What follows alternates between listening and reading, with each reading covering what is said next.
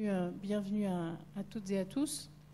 Donc on va démarrer dès maintenant cette merveilleuse conférence et je vais switcher tout de suite en anglais puisqu'elle a lieu, comme vous le savez, en anglais.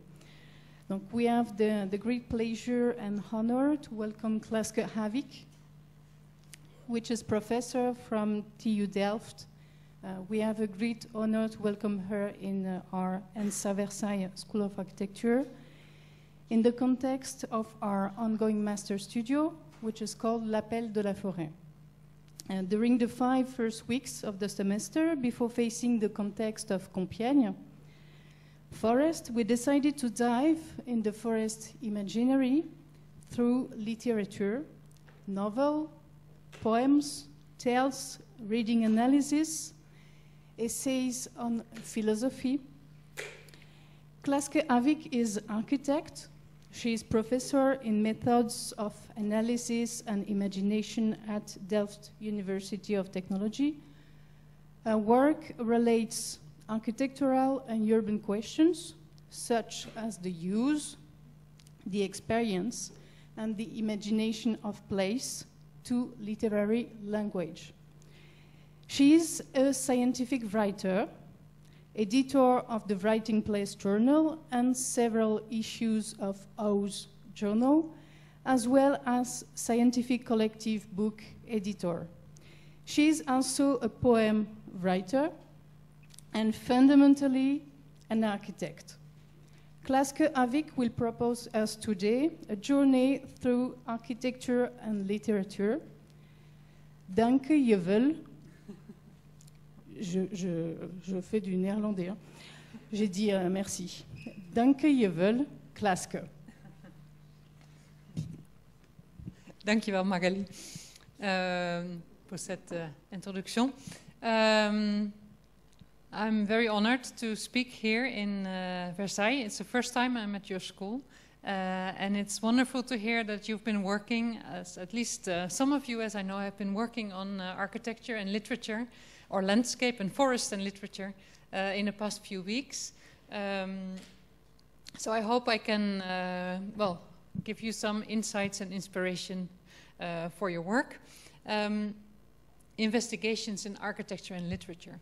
Why should architects be interested in literature and writing in the first place? I mean, we work with drawings, with models. Why literature? Yifu Tuan, he's a human geographer. He wrote a series of beautiful books, and this one is very interesting, Topophilia, the love for places. And he said here, I think he brought a very important argument. And I'll quote Yifu Tuan: "The forceful and precise articulation of environmental attitudes requires high verbal skills. Literature, rather than social science, provides us with the detailed and finely shaded information about how individuals perceive their worlds." And indeed, if we read novels, if we read poems, we often find this intricate relation in how people experience their environment, how they experience a city, how they experience the spaces they live in, the spaces they inhabit, the spaces they use. It's something that we don't always find in architectural theory, but that we do find in novels, because it's literary writers that are very skilled to precisely address these relationships between human beings and their environment. And this was the starting point for my journey into architecture and literature. There's a whole series of projects I worked on. Urban literacy, reading and writing architecture, was the result of my dissertation, my PhD research. And Writing Place is indeed a collective book, and the Writing Place Journal is a journal we started as an outcome of this series of investigations. And I'll tell you a bit about these endeavors. First, urban literacy. In my work, Urban Literacy, what I tried to do was to dive into this question of what insights can the gaze of the literary writer offer us to understand architecture. And what I did in this work was to develop 3 perspectives, 3 scriptive perspectives, as I told them, 3 writing perspectives that I entitled Description, Transcription, and Prescription. And some of the students here may have worked with them in the course. Description was the perspective that I used to address the experience of architecture, to discuss the question of how people relate to their environment, how they perceive their environment with their senses, but also with their bodies, with their memories. So the experiential aspects of architecture I addressed through this notion of description, literary description. The second perspective, transcription, was related to use. What is the role of the user in architecture? How do we understand the perspective of users, of communities? Can we think of urban and architectural spaces that only start to become meaningful the moment that they're used? So we should, as architects, take into account this perspective of the user. And the third perspective, prescription, had to do with imagination. Architects, in some kind of way, always work with imagination. We imagine a future that's not yet there. So we are, in a way, also writing fiction through our designs. So with imagination, I thought about the new scenarios for how we build, inhabit, and care for our environment. So description, transcription, and prescription. And I will briefly, I know we lost a bit of time in the beginning, so I'll briefly go through these three perspectives to explain to you how they work together and how I think each of them informs in different ways and with different literary methods can inform our architectural work. To start with description, literary description.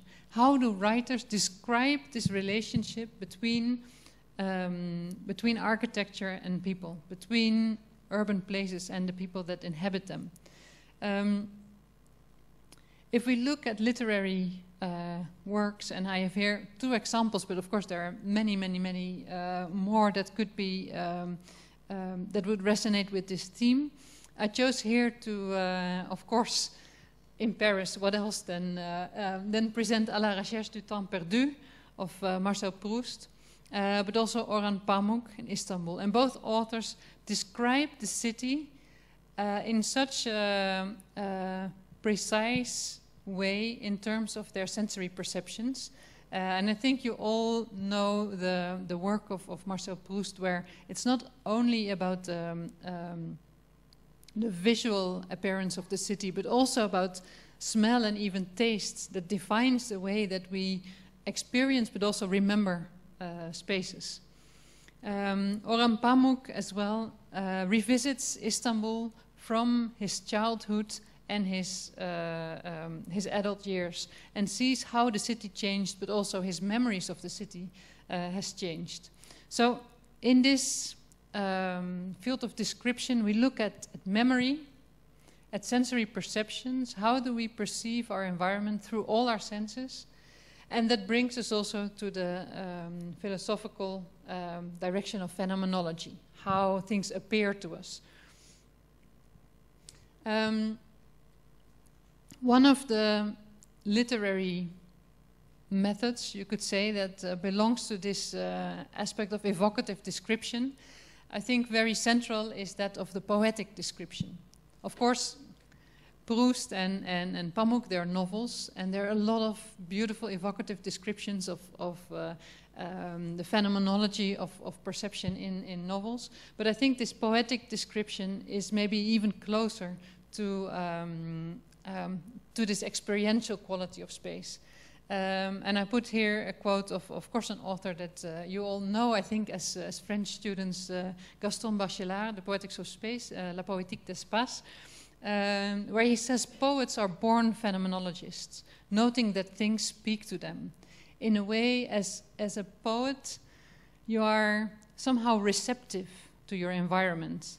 And something architectural, a detail, a material, can suddenly gain meaning if you're receptive to, as Bachelard said, how it speaks to you. That suddenly it can gain meaning, or you have an observation that becomes very meaningful and that you translate into poetry. And this question of receptivity, being able to be surprised by things that seem very normal or banal, is a quality that you can sometimes mistake with naivety. Gaston Bachelard, who was himself a scientist, he said, knowing must be accompanied by an equal capacity to forget knowing. Not knowing is not a form of ignorance, but a difficult transcendence of knowledge. So as a poet, sometimes you have to let go of all your knowledge about what a wall is to see it in a different way, and to translate that, as it were, into poetry. An architect who worked in this, a lot in this perspective, who is very much inspired by phenomenology, is Stephen Hall. Here, one of his books, he published quite a few books on phenomenological themes, on the way that we experience space, on the senses. A very interesting one, in fact, is, I don't have it in this slide, is Questions of Perception on Phenomenology with Alberto Pérez Gómez and Johanni Pallasmaa. And that's a book where they try to bring the phenomenology of perception of Maurice Merleau-Ponty towards the field of architecture.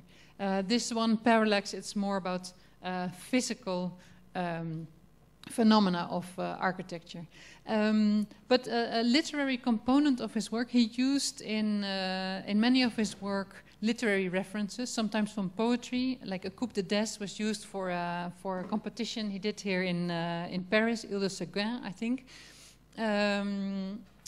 So he used a number of literary references in his work as sources of inspiration, and this was a very literal one. This is the Knut Hamsun Museum in Norway, in the north of Norway. And Knut Hamsun is a Norwegian writer from the turn of the 19th century. And he wrote about Norwegian life. And this book, Hunger, it's about Oslo around 1900. And well, the name Hunger already tells that it's not a very pretty picture of the city at that time. And when Stephen Hall was given the assignment to make this museum that was dedicated to the life and work of the writer Knut Hamsun, he, of course, started to read all the books, but took inspirations from the novels of Hamsun, but also from the character of Hamsun himself, who was very troubled in certain times of his life. So there was a lot of contradiction and complexity in his work. And the way in which he designed the building, it was almost a character in itself. The building became almost a person. I don't know if you see it has this little haircut and it has his eyes. So in a sketch, you could almost see it as a person standing there in the forest. But also there were some small references to details in the novels. So there was a balcony that was described in one of the novels and so forth. So here, quite literally, the work of the literary writer was used as a source of inspiration and also as a method to design. Transcription, I'm going a bit fast to catch up a bit with the time. Transcription, as I said, is about use, about the role of the user, and in a way about the social aspects of architecture and urban space. So here we're looking at social structure and at the study of how people behave in space. And in architectural research, we often call this praxeology. Here, two novels as a reference. One I took from my hometown, The Hague, La Haye in the Netherlands. Louis Couperus, also around the turn of the 19th century, around 1900, I think 1898 that this one was written. Eline Vere, she's a bourgeois character living in The Hague. And The Hague at that time, the bourgeois were all speaking French. It was very high culture in a way to speak French then in that time in the Netherlands. And she would move through the city with her horse and carriage and visit the theater and walk at the beach and meet other people. And this novel, following Eline Vere, shows something about the social structure of the city at that time, of the big differences between the bourgeois who are going to the theater and who travel by horse carriage and the and the more poor people in the city who would visit other places, who don't go to the theater, who travel by horse tram, and so on. So this contrast between the different social groups was made very apparent in the city. And in that sense, the novel is almost a kind of symptomatologist, as Deleuze would say, a symptomatologist of social structures. Another one, more known to you, I think, James Joyce, Dubliners. This is a book where James Joyce presents the city of Dublin through a whole series of characters. So the book is written as a series of small stories of different people living at that time, same period, early 20th century, in Dublin. And each of these persons is from another social economic group. So indeed, like in Eline Vera, they have different everyday trajectories, different places they visit, different people they meet. So each of these characters have a very different perception and different use of the city. So it tells us a lot about how the city is used, but also how it is structured socially. And if we want to tell these stories of how the city is lived, how it's practiced, what are these everyday trajectories and rituals that also define the city, well, one author, and I'm bringing in French authors, I realize all the time, is Michel de Certeau in the practice of everyday life. What is the French title? Construction de... Invention de quotidien, oui. Where he speaks of narrative as a crucial tool to understand the way that cities are practiced.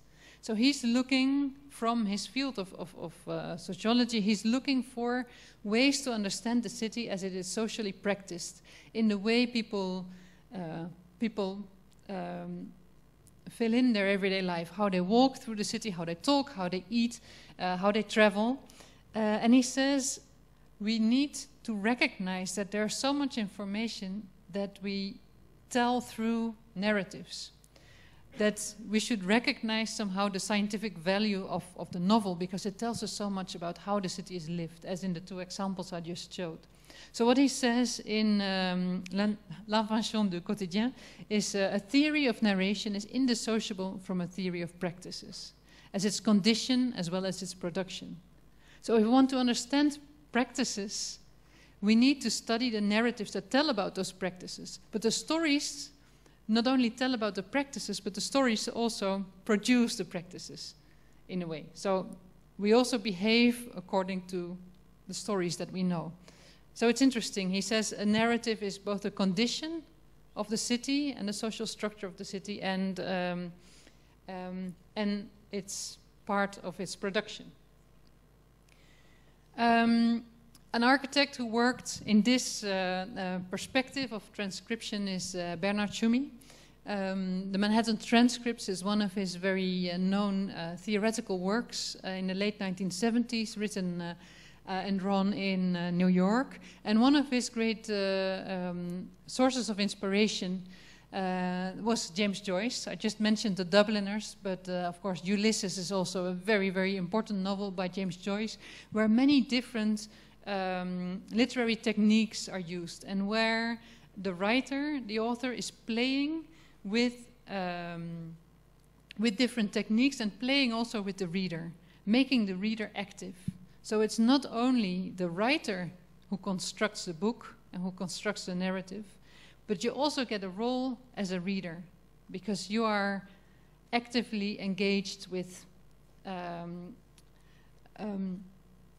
constructing the plot, with engaging with all these different forms and trying to solve the puzzle. I think maybe it's easy to explain how this works when you're reading a detective novel, that as a reader you have a role, because sometimes you know more than the protagonist knows, and you start to become a little bit part of the construction of the story because of what you know and what the other knows. Well, James Joyce is highly experimental in using these many different techniques and making his book almost an architectural construction of different literary forms. that becomes very, very experimental and very challenging for the reader. And this, in this way, that the reader also has a role in understanding and interpreting the literary work. Bernard Tschumi was very interested in that interaction between the architect and the user, saying that architecture is not interesting if it's not inhabited, used, and maybe even challenged by people. He says space is not interesting if it's just empty. Space becomes interesting in relation to movement and event, is what he said in the Manhattan Transcripts. So what he tried to do in the Manhattan Transcripts, and here you see an image of I think this is the 4th chapter where he's discussing the Manhattan block. There's the park, there's the street, there's the tower, and there's the block. There's 4 chapters in which different typologies of New York are narrated in architectural and choreographical scores. Well, it's maybe too long to explain, but what he tries to do in that exercise is to bring space, movement, and event together. And also in his later writings, he speaks a lot about this conflict sometimes between architecture and its use, and that only then it becomes interesting, when perhaps spaces are used in a way that they were not even intended to be, when there's a kind of conflict or disruption or even violence in architecture. So that was very much inspired by literary works such as those of James Joyce. And here we see Tschumy's entry for Parc de la Villette here in Paris, where in a way these insights of relating space, movement, and events, and trying to create unexpected encounters and challenging the user, was translated into this superimposition of different layers in the park. So there was the layer of the plains, of the fields, then there was the layer of the follies, and then there was the layer of the paths.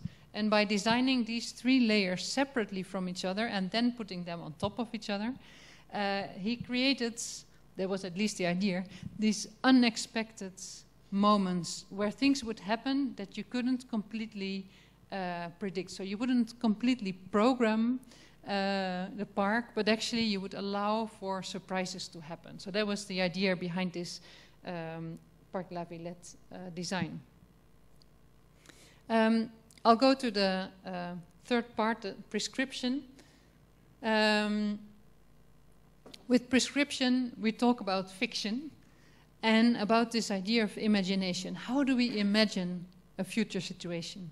And how do literary writers do that, and how can we learn from them? I have here as example George Orwell, 1984, a novel written in 1948, presenting a kind of doom scenario of total control over society, and presents a picture of London in the then future. But I could as well, I know that one of you here in the room has worked on Kafka's Castle. I think as well there's a similarity between those 2 books, because the writers are speculating on aspects of society. In the case of Orwell, it's about increasing control, the cameras, Big Brother is watching you, comes from that book. In Kafka, it's more about bureaucracy, I guess. But it's extrapolating and exaggerating an element of society and projecting that into an imagined future as perhaps as a warning, perhaps as an exercise to see what would happen if this tendency in society would, grow in the future, and if the future would be reigned by that that way of doing. So often these literary writers they're presenting imagined futures, but these imagined futures, they are based in reality, and they're critical speculations on reality. There's other writers, like the magical realists that we see a lot in Latin America, and of course in connection to the surrealists here. This is Gabriel Garcia Marquez, 100 Años de Soledad, 100 Years of Solitude, where what the magic realist writers do is try to find the magic in the real. And describe this book, 100 Years of Solitude, describes a village in Colombia, and describes it as if different temporalities are present at the same time. So the people who are deceased are still present as ghosts, and they're still part of the story. And the way that the houses, the buildings, the streets are described, they have this touch of mysticity and of magic. So both the critical speculative writers, the utopian writers or dystopian writers like Orwell, and the surrealist or magic realist, they all balance on you could say on a scale between reality and imagination. They all take a different position in how they imagine the future. As a critique on reality, as a celebration of different aspects of reality, or the surrealist to escape reality, perhaps.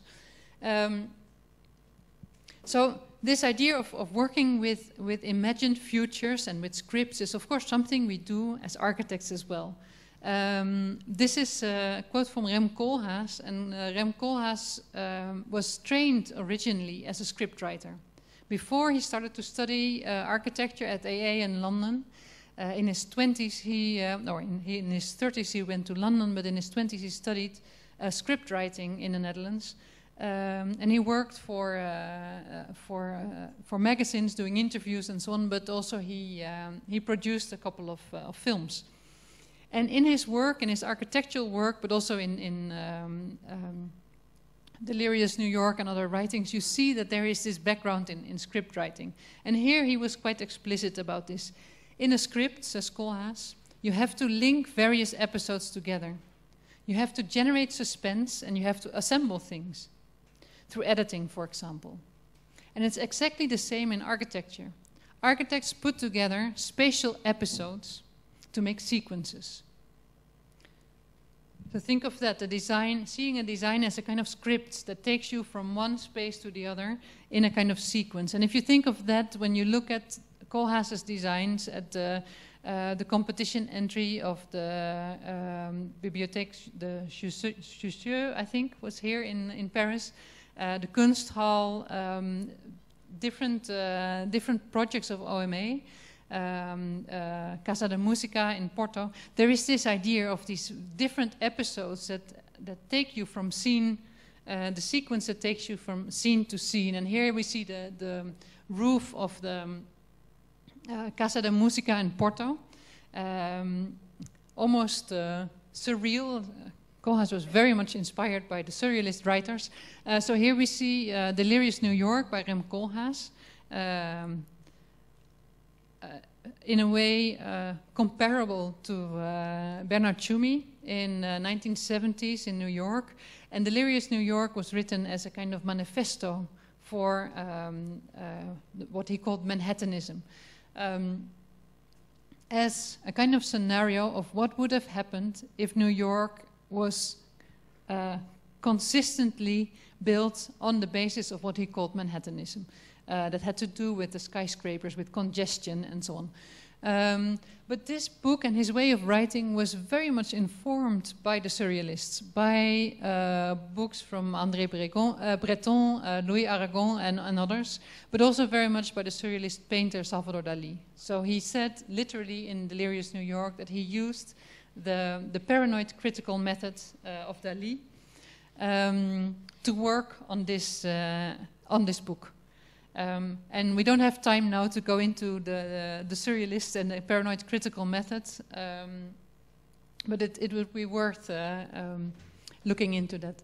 And we see still in this, also in the more recent architectural work, we see this kind of surrealist background sometimes.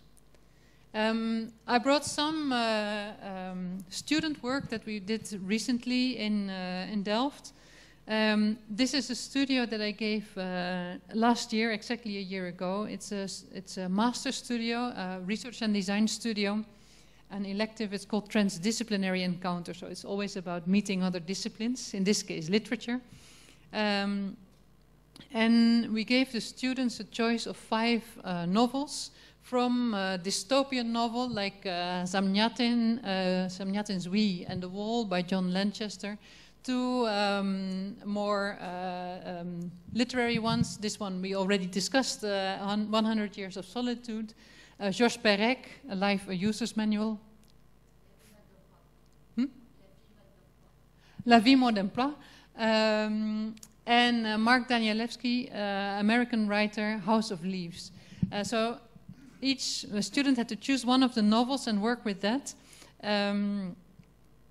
First making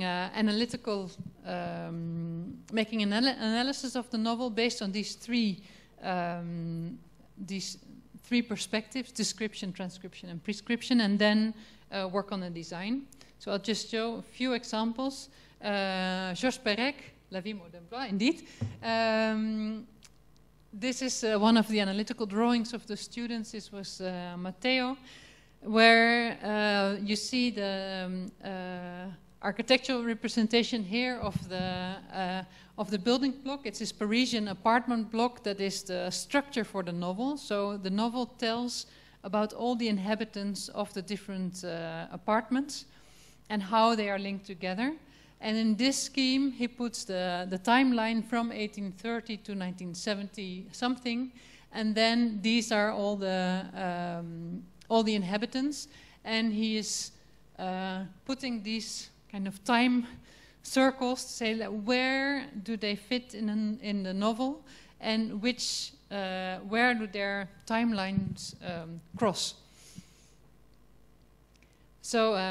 You could say a spatio-temporal analysis of that novel. This was the work of one of the other students, Lucy, and from her findings of Perec, she tried to work on an assignment in Rotterdam. This was a former swimming pool in Rotterdam at the River Meuse, where she worked with 3 characters. Here she has this choose your character, and then the 3 characters each had a different perspective. This was a little kid.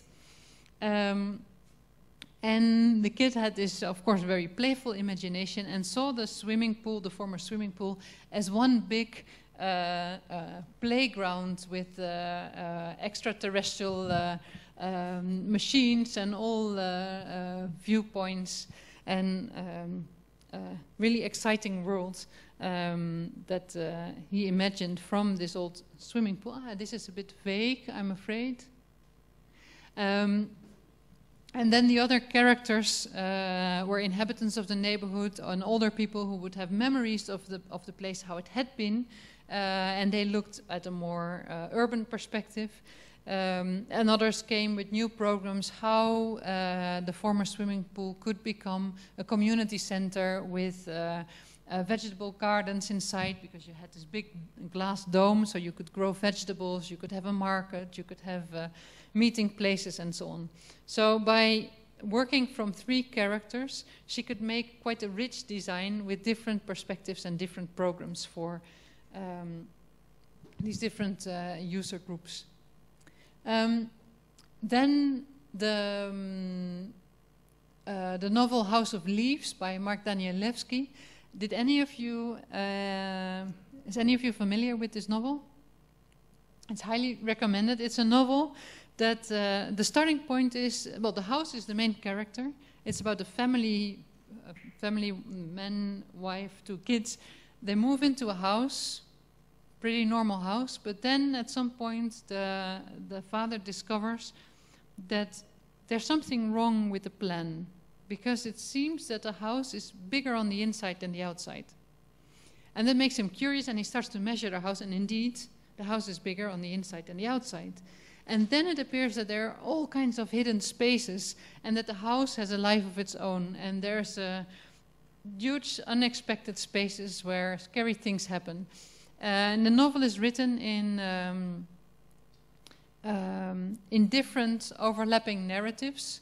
There's the family who tells Will Nevinson, it's the father who tells the story, but then there is a script writer who wrote a movie about it, and then there is a guy who found the script after the script writer died and tries to make sense of the notes.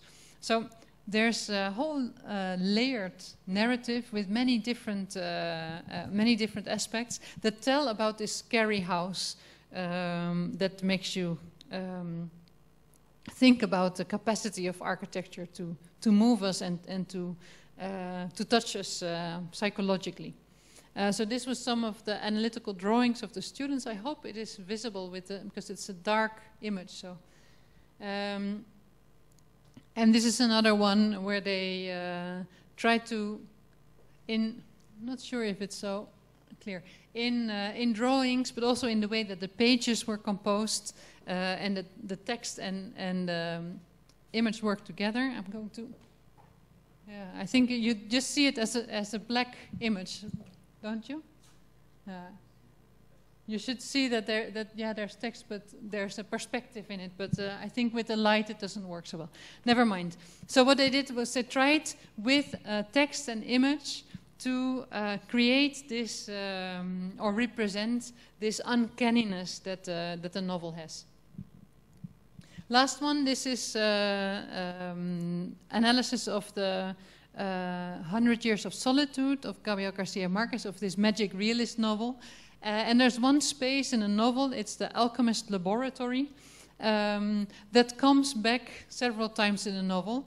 And she tried to visualize the different ways in which that same space is presented in a novel.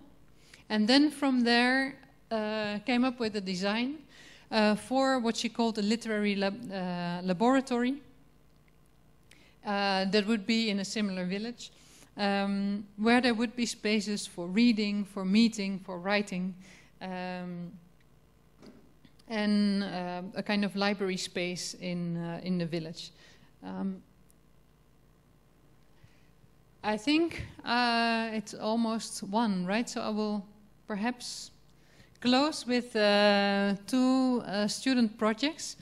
This is a graduation project from our studio, from the chair of methods in Delft. It's in the city of Valparaiso in Chile. We had the honor to be visiting that city. We had one colleague who was working on a PhD who was from that city, and there's a fantastic architecture school in Valparaiso that works a lot with poetry and theater.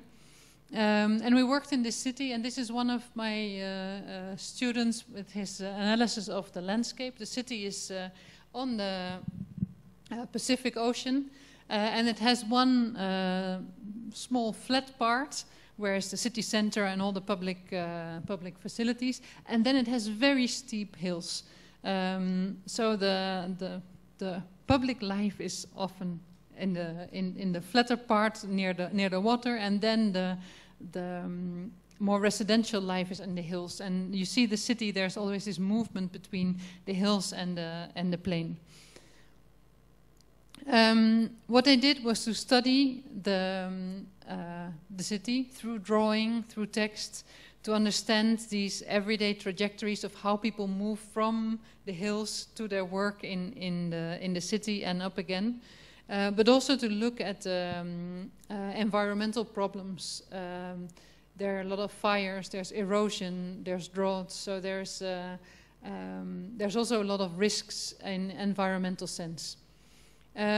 What this student, Dev Aslava, did was to think of these hills in almost medical terms. So he used the literary method of the metaphor to think of a new future for one of those quebradas, one of those valleys that was in quite bad shape. So there used to be a factory, it was empty, there were some houses, but they were in bad shape, and the facilities were also in quite bad shape, even though, as you see here on the plan, it was still quite close to the central city.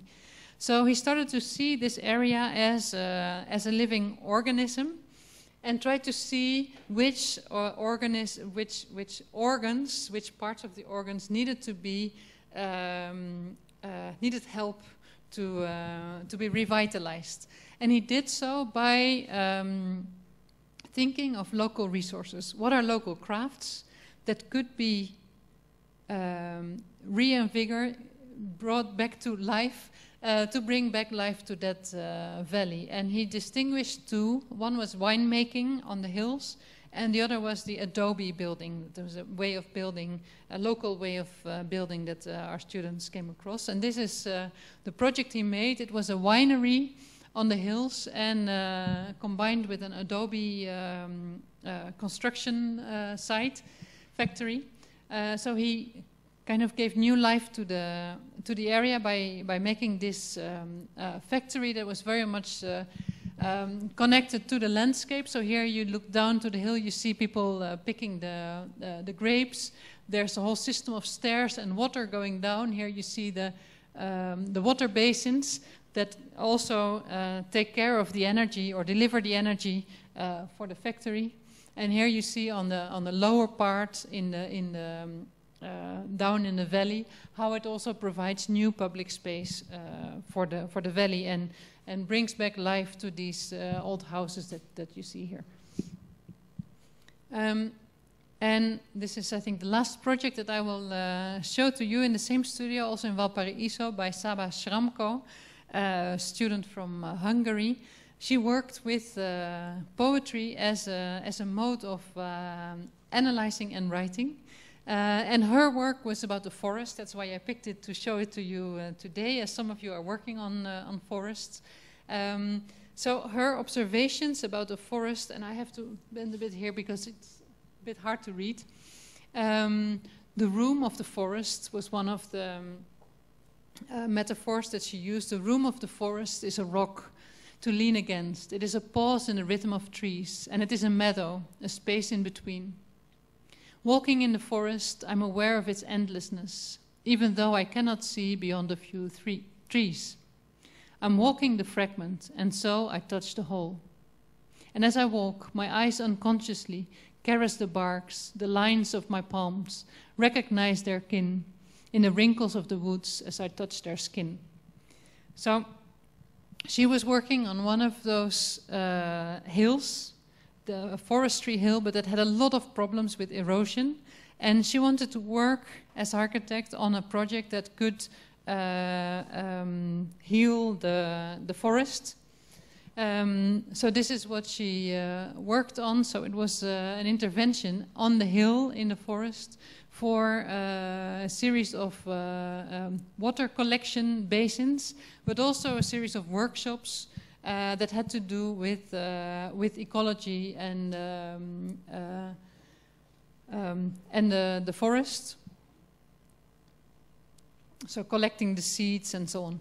And in her work, she kept on, also in the design phase, she kept on using this poetic form also to come to details. So again, it's about the whisper of the forest, but also then the door, heavy and cold, was hardly movable. So she thinks about this perception of the weight of the door, of the footsteps, of how she would you would climb a stair, or how you would see the forest, or hear the water, or how the water would influence the sound of the space. So she would use these poems to bring detail and hold together, and to think about the experiential qualities of her design. And this was one of the final images. I'm looking at Magali now for the time. It's past 1, isn't it? So we should probably stop.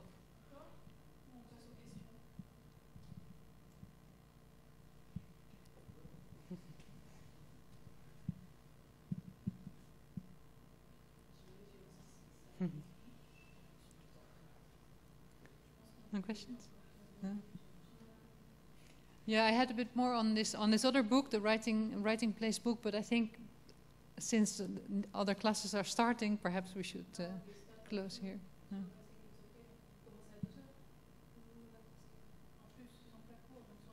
No.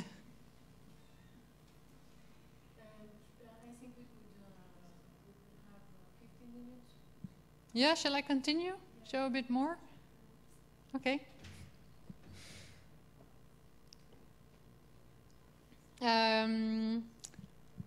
Okay, that's nice. Yeah, so what I showed just now is how these three perspectives of description that touches upon experience and sensory perception, transcription touching upon use, the role of the user, and the social aspects of architecture, and prescription that deals with imagination, how we use them also in our education and how students have worked with them, and how they've used with literary tools like the poem writing or the metaphor as tools for design. This is a bit of the, well, maybe what our investigations, how they continued with some of the students that were in my courses in city and literature already a longer time ago. We started at some point a simple website, Writing Place, Laboratory for Architecture and Literature, where we posted things we found interesting, short literary texts or poems that we wrote about places, and also announced calls for papers and these kind of things. It was a website we started with some colleagues and students that grew into a number of activities, and I think this was the biggest. This was a big conference we organized in 2013 in Delft, Conference on Literary Methods in Architectural Research and Design. Initially, we thought we launched a call for a small seminar that we would do one day in Delft and see which internationally if there are other people working on architecture and literature. And we got such a wide response that we ended up organizing a 3-day full conference with all parallel sessions in Delft. So it was a very, very, very big event that we did.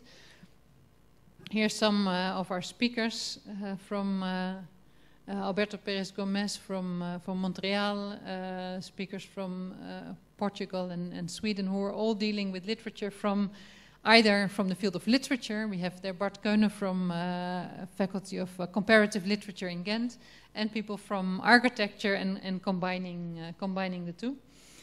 So it was a very active conference, and from that conference we selected a series of papers that ended up in this book, Writing Place, Investigations in Architecture and Literature. Magali has it if you want to have a look.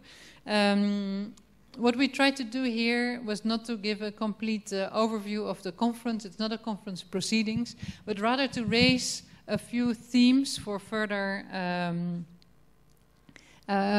study. One, of course, on imagination, connecting literature, architecture, and urban life. So here we had a number of contributions from literary writers or people who are experts in literary theory and comparative literature, so, such as Bart Keune or Belgian writer Deborah Levy. The critical relevance of fictional projects was one of the chapters, and learning from stories. How does narrative imagination work? We talk a lot about narrative in architecture, but it was very good to have a literary scholar speak about narrative and understand how narrative imagination is theorized in literature. The second topic was memory, where we spoke of narrative and poetics in history. Here we had such authors as Alberto Pérez Gomes and Nadia Sels. The third that we wanted to bring to the fore after imagination and memory was openness, because we thought with these literary perspectives in architecture, there's a sense of openness to experimentation, as you maybe saw in the student projects, or maybe in what I told about Chumi's work with Manhattan Transcripts. There's this sense of experimentation that we felt is very important to further explore. So here, indeed, Bernard Chumi appears again in one of the contributions, but also some examples from the ways that narrative is used in education. This is a contribution from Aachen. Complexity was the fourth out of the 5 themes, where we said complexity. using writing as a mode of architectural investigation allows us to address certain complexity. And we tried to address this, for instance, this was a dialogue between Katja Grilner, she's architecture scholar, critical theory in Stockholm, and myself, where we talked about how in our teaching and research and the research that our colleagues are doing in Stockholm and Delft, how these literary modes of investigation can bring us new perspectives. This is one of my student works where students were constructing narratives and reconstructing maps of the city by picking specific inhabitants. So this was a map of city of Skopje, North Macedonia, of a particular neighborhood, where the students talked with the kids and followed the kids and saw that they had a completely different perception of the neighborhood than we had ourselves and then the elderly people had. Because the kids, they would play in every house. And for them, the neighborhood that seemed to us quite closed with a lot of fences and doors was for them completely porous. So one of the examples. This is also a beautiful project as a literary and drawing mode of investigation. Carole Levesque from Montreal, who was looking at Veig urbain, these wasteland spaces, in this case in Beirut, and combining her reading of these spaces with very, very detailed drawings, very beautiful.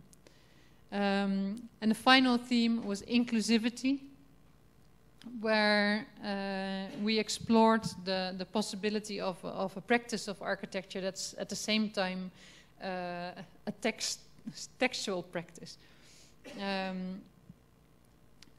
One on landscape, looking at the work of J.B. Jackson in United States, but also thinking of different ways of connecting texts, drawing and architecture in investigations. From the book, we move to a next project, the journal series. This is the Writing Place Journal for Architecture and Literature. We started 2 years after the book, and we're now working on the 7th issue. The 6th will appear this month. And we have a call for papers for the 7th issue. It's called Taking Place, Reflections on Fieldwork. So it's about how you engage with the field. I know some of you are going to do fieldwork this week, being in place, and how these writing practices, site writing, can help you to analyze and do fieldwork. So in case some of you are interested, there is a call for papers open. And this is connected to a big urban research network, European network. It's called Writing Urban Places, that I'm chairing, and it started 3 years ago. It was a big European fund to establish and expand the network on people interested in narratives of the European city. It's a big network with now more than 200 people who are not only architects, but also literary scholars, sociologists, anthropologists, many people who are interested in narratives of the city. This is our core group, the people who are very actively involved, leading different groups. We have a group on fieldwork, a group on methodology, a group on theory. And we meet in different places. Before COVID, we met in Italy. In Ireland, in Portugal, and then of course we had to close for a while and move to online meetings. Hey, I thought I changed this slide. This is our program for the coming year. So we have more than 200 participants out of 35 countries. And in the coming year, we will have a whole number of events. In Osijek next month, we will have, that's in Croatia, we will have a training school for PhD candidates. who are working with narratives, and it's offered by the School of Literature. We had a training school last September in Tallinn, Estonia, and we have fieldwork projects like workshops on site with local municipalities where we look at these urban narratives and where we try to see how literary methods can offer ways to have more socially inclusive and more site-specific architectural and urban strategies. So it's a huge project, and it results in indeed in a number of workshops and engagements in cities, but also in a number of publications. This is a book we made 2 years ago. It was the first publication out of this network. It was called the Vademecum, 77 minor terms for writing urban places. We did a whole series of webinars in COVID time, and there's other things on their way, such as this writing place journal issue on fieldwork. I have a very last thing for you, if I may. As Magali said already, I'm also writing myself, not only academic writing, but also poems, and I wanted to share one with you. It's about Church in Le Havre by Auguste Perret. I think many of you know this one. Light entered through the colored glass. A column caught moving moments, dancing purple patches. The sun threw a colored shadow on the concrete floor before my feet. A line of red and orange, circles of joy that disappeared when suddenly the sun withdrew. But after they had left, the light returned and turned around, appearing where the concrete seemed abandoned. And I could not make it come or make it stop. I could only try to be a concrete surface and wait for moments to appear.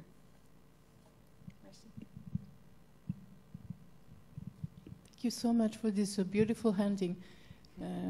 J'ai moi-même visité cette œuvre et c'est vrai que j'arrive à m'y transporter. You transport us with only few words in this beautiful architecture. Thank you. Est-ce qu'on prend quelques questions?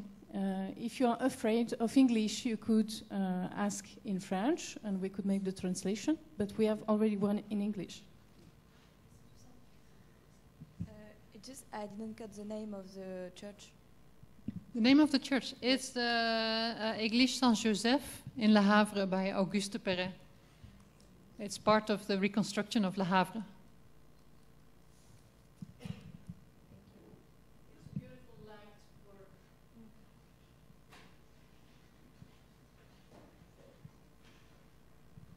It's a beautiful light work that Klaske described in few words perfectly. Do we have other questions? I know my students prepare some. Do you want to ask one or two?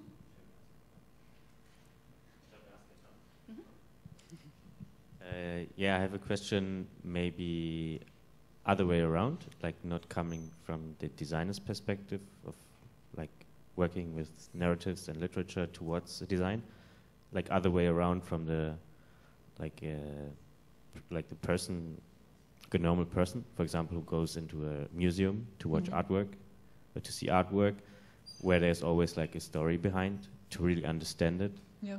And in the same way, everyone's just walking around the city, and there are many buildings where many architects had like years of thoughts behind, but maybe you can like see it like from the first glimpse, and maybe just start judging a building without knowing like everything behind. How to get like maybe this connection to everyone.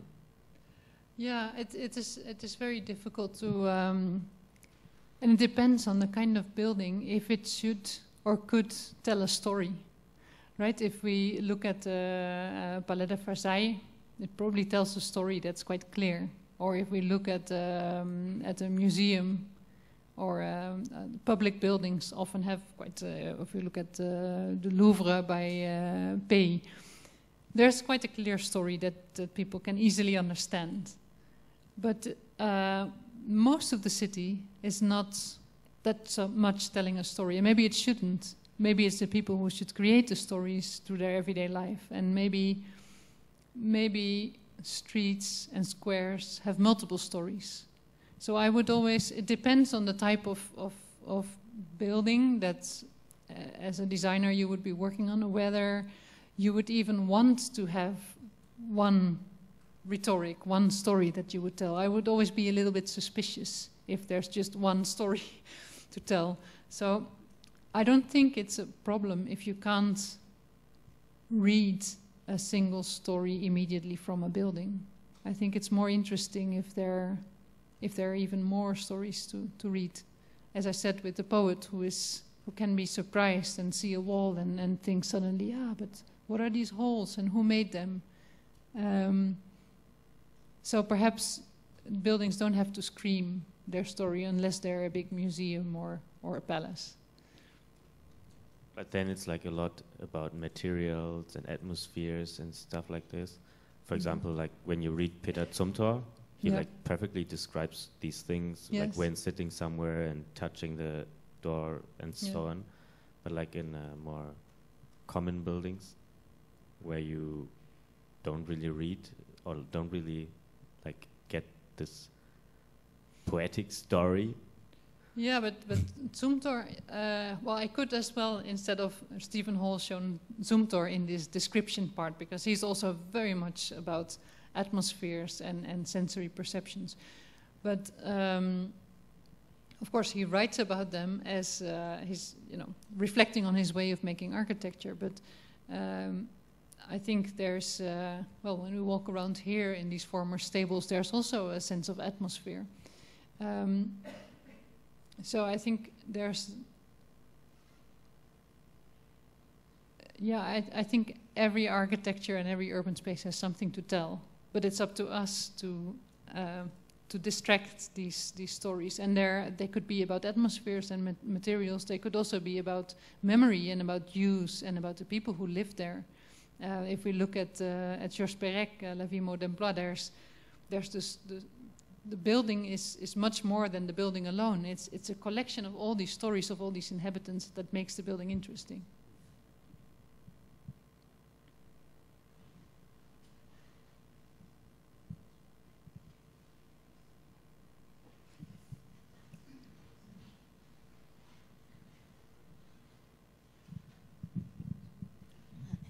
You established that there is a link between the story, the reading, and the way we can create architecture.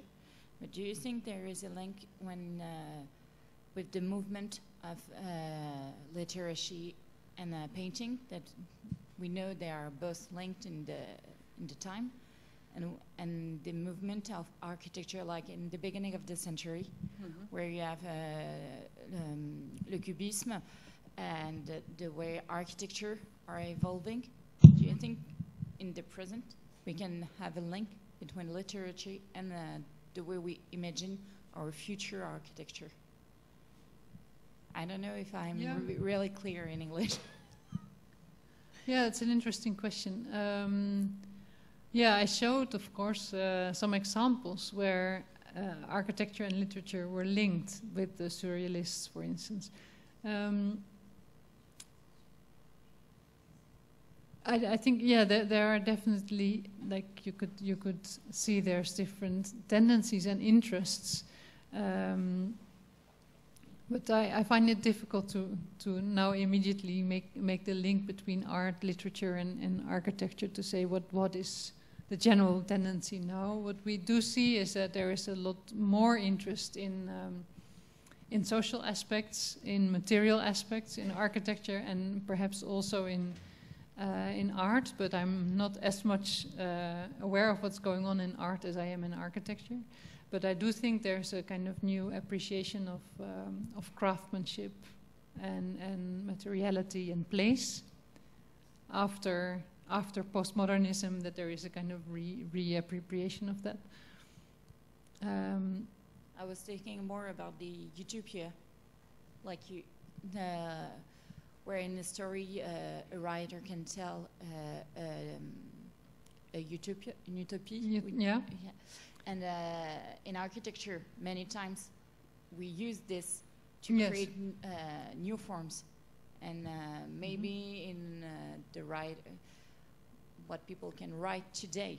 Yes. We Well, what we see in utopian literature at the moment, there was one of the 5 novels I showed with the students, The Wall by Lancaster, is a more recent novel.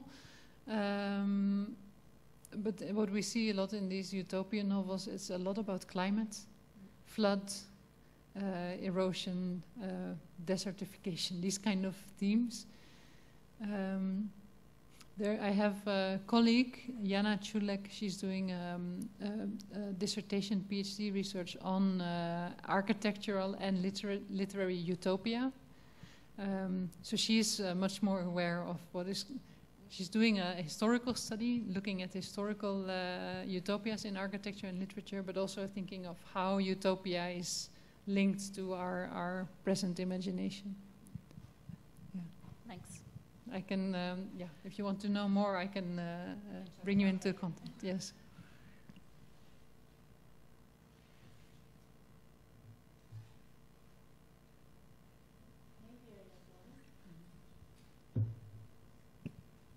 If I can. From your perspective, there is reading, writing, and we saw a lot drawings. Yes. And I would like to know how do you give the students methods to switch from one way of expression to another, and what's the place of the drawings? Because they are never alone, they are always with this reading and writing Yes. We do power. in our courses in Delft with my group. We are we're teaching methods, and we define the 3 key methods of the architect as writing, drawing, and modeling. So we do exercises where these 3 methods or tools are offered both separately and together. So we're at this moment there's a group of students that are working on analysis of an urban area in Delft, and they started by writing. So they had to write from different perspectives, or they had to write from metaphors, or they had to write together, and then they moved to a huge map where they wrote their stories, but it became a written map that was almost a drawing, and then from that they moved to drawing, and from that they moved to models. So one way of working evolved into the other. So we do these kind of exercises, but yes, I think the writing, drawing, and modeling are equally important, and they go together. And it depends a bit on which courses we use. We will have one course starting this spring, where the students will only work with writing and models, and where they cannot draw, at least in the beginning. So to challenge different ways of working. But we also have colleagues who work precisely on the drawing. So we explore all these 3 methods, but we always bring them into relation with one another.